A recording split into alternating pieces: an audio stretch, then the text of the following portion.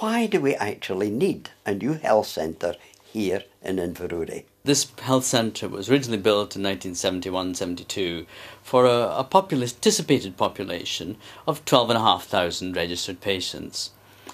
We are now in a position of having 20,000 patients in the same building, with 1 or 2 minor adaptations and 7 porta cabins.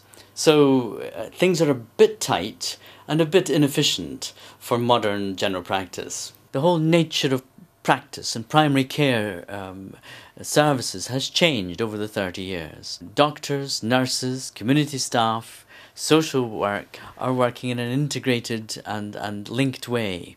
How would you define health in relation to this health centre? Health is now deemed to be more than just the absence of disease or the cure or treatment of a disease. Health is a much bigger and more holistic concept than I think it was originally deemed to be. The project has been going on for some time. Can you give us a brief review of the history of it? Well, it seems to go back quite a long way, Bert. About 1995, I wrote a paper outlining to the health board at the time not only our need for a new building to cope with the workload, but also our vision for this extended and integrated form of health service development. In 2001, we commissioned a feasibility study which was conducted by an independent team, and this came to the conclusion in the book that is known as the Yellow Book Report in 2002 that the concept of an extended primary care services unit within the concept of the Life Centre was not only a valid idea, but was likely to be of significant value to a town like Inverurie.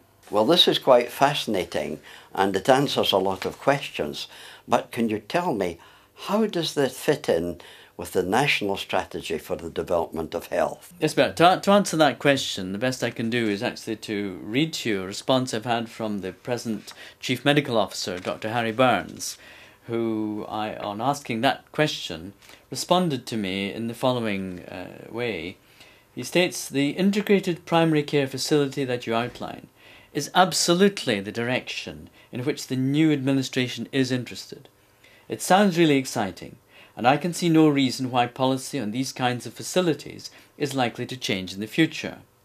I am sure it will offer considerable benefits to the practice population." This is excellent, Dr Beattie. Can you tell us, what is a healthy living centre? First of all, Bert, it is an integration within the same environment of all of the formal and informal services. It has always been our ambition to create as healthy a community as we possibly can with healthy individuals in this community. And this facility, I believe, will go a long way to facilitating that, giving individuals in the community access to a range of options, a range of choices, a one-stop shop, as it were, for health, social and community services. In addition to that, I hope it will give them a sense of ownership and a sense of belonging and a sense of participating in a place where they can network and meet other people. Because essentially, at the end of the day, the health of a community is in the meeting of people rather than in their individual health status. The architects have some experience in designing such centres. Can you tell us a little bit more, Dr Beattie, about the actual design principles which are embodied in it? But I am actually quite excited about this building, which I think will be both elegant and quite special in Inverurie. It is built on 3 floors, a ground floor and two upper floors. And then the ground floor, that is where the main social space is. The social environment that I'm describing will enable people not only just to come and sit and have a cup of coffee or something light to eat, but also to view any public art displays or performances that might be on at that time.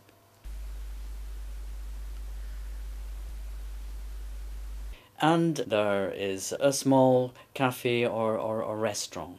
There will be a gymnasium where there may be alternative therapies available, and also hydrotherapy, which is a very important and specific treatment that people value. There may also be other health-associated retail units. There is a centre for the voluntary sector for information. There will be a chemist. Then the access to the health centre is by lift and short single flight of stairs. On the first floor, all of the medical and community services are housed, including antenatal care and also dental services, occupational health services, chiropody services. The top floor, Bert, is actually principally administrative staff. We've put all our admin, back office stuff on the top. The records are all on the top floor, and also the staff facilities and library facilities are on the top floor. I would like to reassure you that we're not going to fall into the same trap again, and the expansion space for the medical services, knowing this area is growing so fast, are already built into the design of this building. Thank you very much indeed, Dr Beattie. We're very disappointed that the Geary Life Centre has been turned down by planning. We've been working with the developers now for some time, trying to maximise the space. We'll be able to have a much bigger unit, larger than what we have in West High Street. We'll be able to expand the range of products to a medical range of products, blood pressure meters, blood sugar monitors, and in particular we would like to develop the mobility side of products. We will have consulting rooms within the pharmacy which will allow us to develop these new services. Being under one roof within the Life Centre will enable us to develop unique ways of working with the medical profession and the nursing profession, and this can only be to the benefit of the patient. Good morning. What was your reaction to the news that the Geary area councillors had rejected the plans for the new Geary Life Centre? Well, frankly, Bert, I was absolutely flabbergasted when I heard the news. So really disappointed. As a mother of two boys, Potentially it's a missed opportunity. and also to have all the facilities under the one roof now. The health, the dentist. You've got a chiropodist. You can try and make appointments so they coincide rather than always having to take children out to school, perhaps. Having them all under the one roof, I think, is a major step forward for customer service. We've got to think of the consumer and the public. So, I mean, that sort of thing is really a positive move. And not just that, I mean, extra facilities like a cafe, a meeting place where you can display art and have musical performances, turns the place into not just a health centre, but, it's a community facility. So important. It's a good site as far as I'm concerned, and I think the majority of Inverurie will find it a good site as well. Traffic congestion in the centre of Inverurie at the moment is horrendous, and it's just going to get worse. Moving the health centre for that reason alone to alleviate traffic congestion is a positive thing. But the new site, provided that there are safeguards in place for traffic, for parking, for pedestrians, it's going to be handy, it's going to be central.